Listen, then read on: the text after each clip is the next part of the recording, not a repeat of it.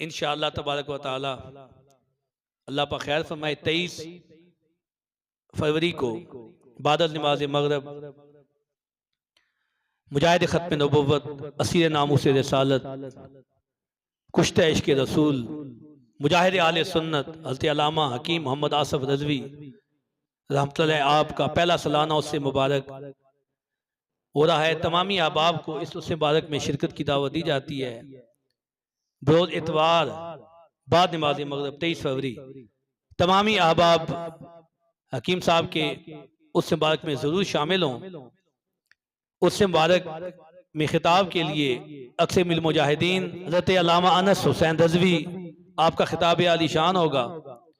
तमामी अहबाब ने उस मुबारक की इस बाबरकत महफिल में ज़रूर शिरकत करनी है। हकीम साहब की बहुत दीनी खिदमात हैं। अल्लाह पाक आपके दर्जात बुलंद फरमाए। अजीम मुजाहिद थे, बेबाक थे, निडर खतीब थे, खुदा की कसम निडर। अल्लाह पाक उनके दर्जात बुलंद फरमाए।